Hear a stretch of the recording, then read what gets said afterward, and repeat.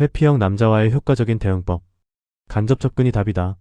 지난번에 회피형 남자 특징 얘기했는데 정말 많은 분들이 그래서 어떻게 해야 하냐고 물어보시더라고요. 오늘은 바로 그 답을 드리려고 해요. 회피형 남자들과 어떻게 대응해야 하는지 상황별로 구체적인 전략을 알려드릴게요. 먼저 핵심부터 말씀드리면 회피형 남자들에게는 직접적인 요구나 압박보다는 간접적인 접근이 훨씬 효과적이에요.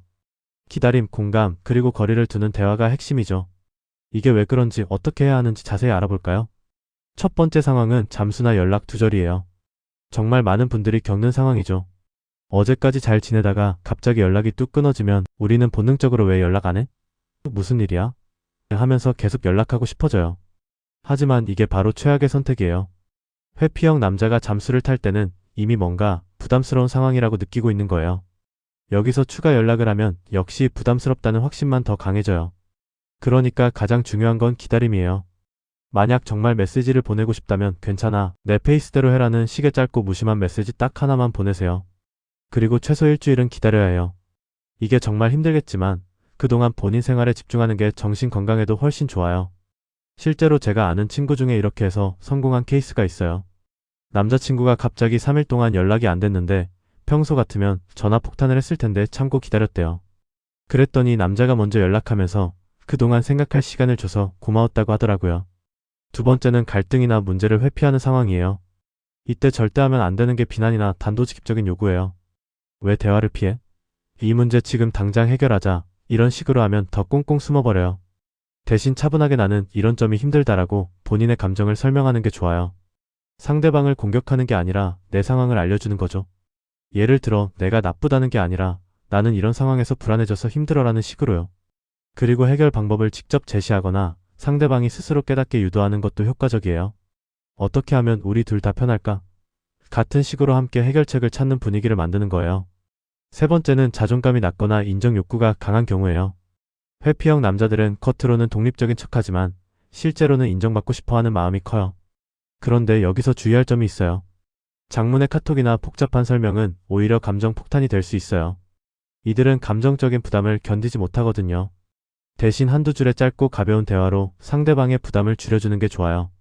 그리고 칭찬이나 인정해주는 대화를 자연스럽게 섞어주세요. 어제 그 일 처리한 거 정말 멋있었어 같은 식으로요. 단 너무 과하면 오히려 부담스러워하니까 적당히 해야 해요. 네 번째는 감정적으로 완전히 다쳤을 때예요. 이런 상황에서는 감정적인 대화 시도 자체가 역효과예요. 상대방이 마음의 리듬을 되찾을 때까지 시간적, 심리적 여유를 주는 게 최선이에요. 이때 가장 중요한 건 내 감정에 휘둘리지 않는 거예요. 왜 저렇게 나올까? 내가 뭘 잘못했을까? 하면서 계속 생각하다 보면 결국 감정적으로 폭발하게 되거든요. 그런데 여기서 정말 중요한 포인트가 있어요. 이런 대응법들을 써도 계속 똑같은 패턴이 반복된다면 어떻게 해야 할까요? 이럴 때 전화 100번 해도 소용없는 이유가 있어요. 회피형 남자들은 압박을 받으면 받을수록 더 멀어지거든요. 마치 스프링처럼요. 누르면 누를수록 더 강하게 튕겨나가는 거예요. 실제로 어떤 분은 남자친구가 잠수를 타자 하루에 50통씩 전화를 걸었대요. 그랬더니 남자가 아예 번호를 바꿔버렸다고 하더라고요. 정말 극단적인 케이스지만 이런 일이 실제로 일어날 수 있어요. 그렇다면 잠수 후 돌발 제외 상황에서는 어떻게 해야 할까요? 이때 확실하게 주도권을 잡는 방법이 있어요. 회피형 남자가 동굴로 들어갔을 때 여자는 무심하게 잘 지내는 모습을 보여주는 거예요. 그리고 만약 상대방이 다시 연락을 해오면 너무 반가워하지도 말고 그렇다고 차갑게 대하지도 마세요. 연락하네? 잘 지냈어? 그 정도의 담담한 반응이 좋아요. 이렇게 하면 상대방은 생각보다 별일 아니었나? 하면서 오히려 더 관심을 가지게 되거든요. 실제 대화를 비교해볼까요? 압박하는 대화와 기다리는 대화의 결과가 얼마나 다른지 보세요. 압박하는 버전을 보면 왜 연락 안 했어? 나 정말 걱정했잖아. 앞으로는 이러지 마. 연락은 기본 아니야? 이렇게 하면 남자는 역시 부담스럽다고 생각해요. 기다리는 버전은 연락하네. 나는 잘 지냈어. 너는 어땠어? 이렇게 하면 남자는 생각보다 편안한 애라고 느껴요. 정말 차이가 크죠? 하지만 여기서 가장 중요한 건 이런 대응법들을 써도 계속 똑같은 상황이 반복된다면 관계를 정리하는 것도 하나의 용기라는 거예요. 사랑은 혼자 하는 게 아니거든요. 아무리 이해하고 배려해도 상대방이 변화하려는 노력을 하지 않는다면 그건 건강한 관계가 아니에요. 어떤 분들은 내가 더 노력하면 될까? 하고 생각하시는데 이미 충분히 노력하셨어요. 더 이상 본인을 희생하지 마세요. 회피형 남자와의 관계에서 가장 중요한 건 균형이에요.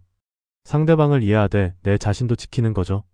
상대방의 패턴을 알고 적절히 대응하되 그것이 나를 지치게 만든다면 과감하게 관계를 정리하는 것도 필요해요. 기억하세요. 여러분은 충분히 사랑받을 자격이 있고 건강한 관계를 요구할 권리가 있어요. 상대방의 회피 패턴 때문에 본인이 계속 불안하고 지친다면 그건 바뀌어야 할 관계예요. 오늘 알려드린 방법들을 써보시되 6개월 정도 해봐도 상황이 개선되지 않는다면 정말 진지하게 관계를 재검토해보세요. 사랑은 서로를 성장시키는 거지 한 사람만 계속 참고 견디는 게 아니니까요.